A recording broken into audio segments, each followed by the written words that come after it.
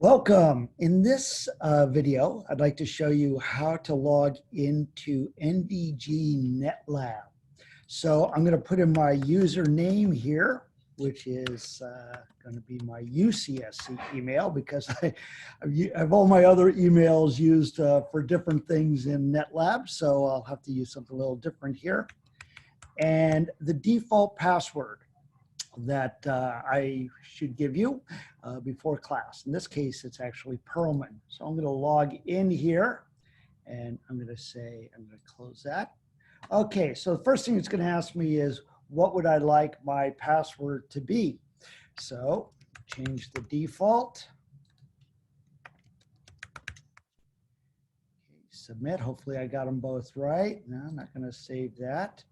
Change my email address. I will use actually my UCSC email address. My Cabrillo one, personal ones are all used for other accounts in here. So first thing I can do is set my date and time settings. That's important, okay? So what tends to happen is people forget to do this and then they wonder why their reservation time has expired or ended already before they even logged in. So I'm looking for, there we go, Pacific time, that's where I am. I'm going to change my display format to month, day, year. And I'm going to do the 12-hour format, and first day of the week on the calendar will be Sunday.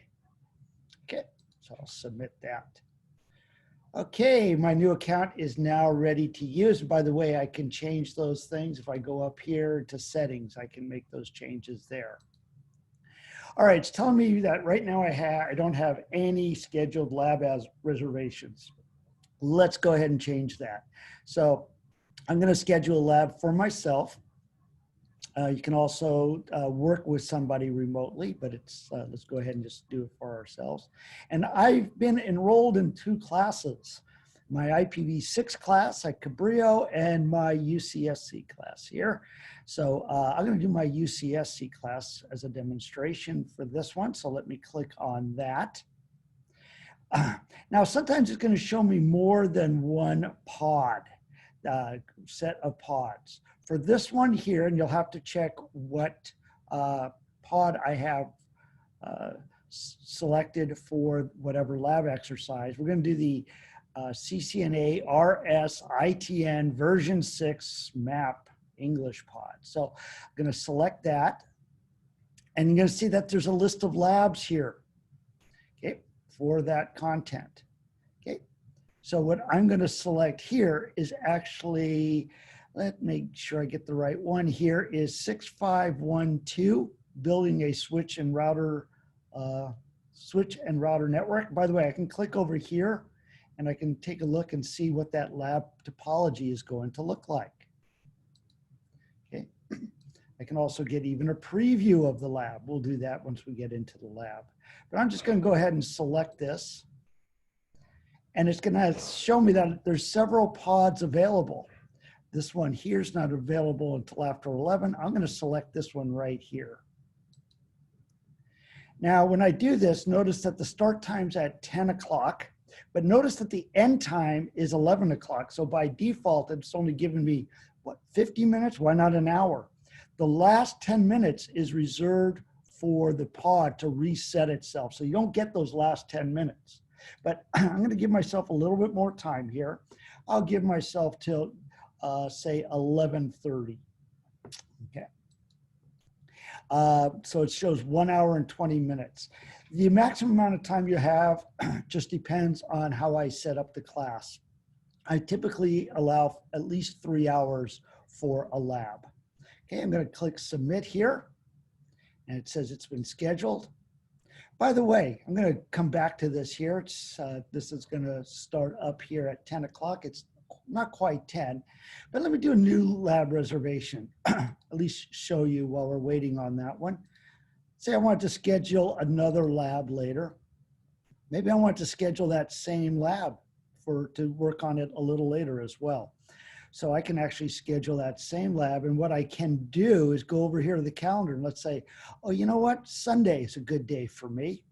And let's say I want to schedule it at, 5 o'clock a.m. Okay. And because, might as well do it early, right? And I'll do 2 hours and 50 minutes. I'll go ahead and submit that as well. Okay, so now I have 2 labs scheduled. Okay, now notice, we got this tab, enter lab. That's because it just turned 10 o'clock, so I can now enter this lab.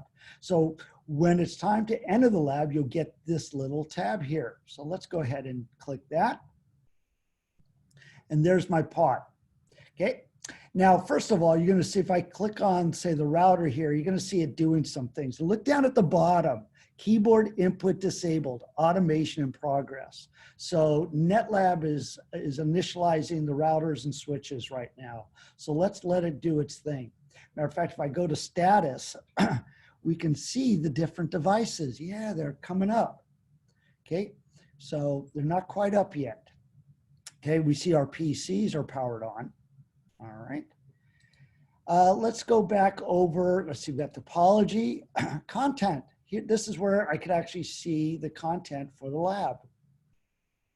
Okay, and this is the student version of the lab, Okay, and I can open that in a new window if I'd like. That way I can go back and forth. All right. By the way, over here on the right, it's showing me time remaining. And I can get out of this. I can go back to NetLab here by clicking on my NetLab. It's still initializing.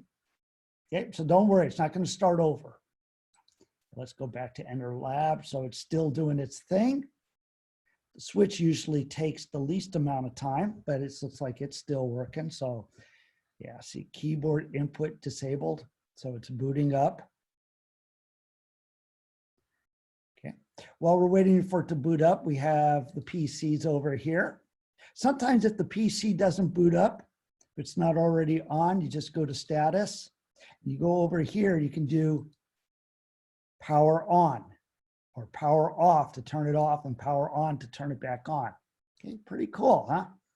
So PC, so let's just kind of take a look at some things here. I got a command prompt on my Windows. Some labs will have, it's real small to see, but your eyes, I'm sure, are better than mine. So there's, different applications. Some of the NetLabs might even have Linux terminals. They're all VMs. Let's take a look how our switches are looking. Looks like we're almost there on the switch. It's actually typing in stuff for us, isn't it? Isn't that nice? Okay, looks like we're just almost there on the switch. How are we doing on the router? Still working on the router. Okay. By the way, so for this lab, you will have really only access to these devices. These are the only devices that are interconnected. So we have PCA, switch S1, R1, PCB. The other thing to make note of is take a look at, especially on the routers, depending on what routers actually on the system here, these interfaces might be slightly different. Instead of G01, it might be G0/0/1. And it might show that in the lab, might show actually G0/0/1 or G0/0/0. And I'll show you how you can make sure that you're using the right one. Okay, let's see, how are we doing here on the switch? Okay, looks like we're all set to go on the switch. So I've got my switch set up. How about my router? Looks like it's ready to go as well. So let's say I was going to start configuring the switch. So let me do that. I start configuring the switch. No IP domain lookup. I've got all these commands in another video that goes over Cisco IOS, right? Host name, S1, we'll just say. Okay, maybe, I don't know, interface. Let's do line console 0, logging Synchronous, one of my favorite commands there to keep the output from interrupting our input. Another command I only do in the lab. Okay, exec timeout 00, that keeps me from being timed out. Okay, some other commands. Let's see, let's exit out of this just to put some stuff in the configuration here. Let's do interface VLAN 1. I'm going to add an IP address to the switch, which is not required for the switch to do its job, but allows me to telnet into the switch. How did I spell 255? There we go. Oh, IP, did IP twice. There we go. And I don't need the no shutdown on this interface, but I'll do it anyway. All right. What I want to show you here is this. Let's say I want to do the running config. Okay, so I do show running config here. All right, this all looks great. Have a whole bunch of stuff in here. And the assignment says I need to copy the running config and submit it. Okay, so how do I copy the running config? I can go up here to show, beginning of show run, select this text, and I go up here, edit, copy selected text. And I'm looking for something over on the right here. Do this again. Come up this way. Edit, copy. There we go. That's what I want to see. Selected text, copy to clipboard, because sometimes it doesn't do that like we just saw. So then I can go in my my document like I've done over here and paste it. Okay. So that's kind of nice. The other thing I can do in my document, by the way, is let's say, let me go over to the router here, router R1, enable config T.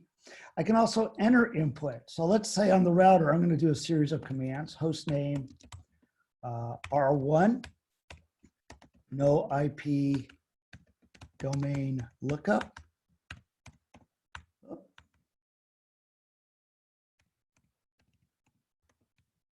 What else do I want to do here? Let's do line console 0, logging synchronous, exec timeout, as if I'm going to do exit here. Okay. So if I was going to do something else like line VTY, let's do this. Enable secret class. Okay. What I can do is if I, and this is how I usually configure devices. I usually do it in a text document. So I have everything right there in front of me and thinking what I want to configure and all that. And here's a little automation that we're going to do. Okay. Early, easy automation. I'm going to just copy this text. I'm going to go here, make sure I'm in the right prompt here, okay? Because I'm already assuming I'm in global configuration mode. Edit, paste to terminal, put it in here. Now I'm going to Command V here, paste, and there it goes. All right, isn't that cool? All right, one of the things I want to mention too is, see, I'm typing away and nothing's happening. That's because I got to make sure I'm in the window. I click on it, that way, when that red is gone, that means I can click in there. Okay, I'm going to do exit here. I'm going to do a command, show IP interface brief. Okay, you want to verify that the interfaces on your router matches whatever is in the lab. Okay, so the lab, sometimes the lab will actually, the new lab shows G001. So if the lab shows G001, you'll be using actually G01, this one right here. All right. What else did I want to mention here? Let's see, I wanted to, oh yeah, I want to also talk a little bit about, let's go over here to status. Okay, and this, so here we can do things like save configurations and stuff like that. Okay, so, okay, I can actually save my work to work history, to save to your files, save to both. So I can actually, it creates a little class folder for me. Okay, and I can actually decide, you know, my folder's empty. I can save it wherever I want to save it. First, create a file. Okay, let me show you how to do that here in a second here.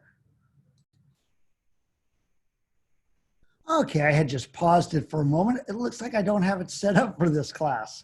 So let's go ahead and dismiss that. There's some other things you can do. You can actually save the configuration. You can just save it to your work history. It's another way to do this. But let me show you the best way to do it.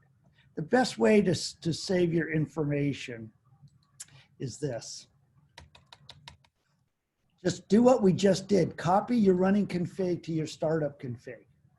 And then you have all the commands that you just configured. We didn't do too much here. If I go down here, I have these commands here. So I usually copy my running config to a text document like I've done here. That way I'm not relying on it being saved remotely or anything. It's in a text document, and then I usually save this. That way I always have my current configuration. All right, that's kind of my preference. I know a lot of people prefer using the NetLab way of doing things. Okay, when you're all done, so notice over on the right here, it tells us time remaining. This is how much time I have to finish the lab. When I am done, and if I've finished in time, you know, I don't have anything else to do, but there's some time left. Okay, I can go to my NetLab here. All right, and I can, you know, I can actually, first of all, I can cancel a reservation if I'm done. So let's go here. So I clicked on the left there. I can actually cancel this reservation now. Okay. I'll dismiss that, but there's one I definitely want to cancel, this one here, because I'm not going to use it. So if you're not going to use a reservation, cancel that reservation. Okay. And that way we can see that reservation is gone. If I wanted to cancel this one too, I would, but I'm actually going to do a little bit more work on it, but not with you. So anyway, hope this helps you understand using NetLab. I'm going to actually sign out here. Log out, and goodbye. All right, have a great day.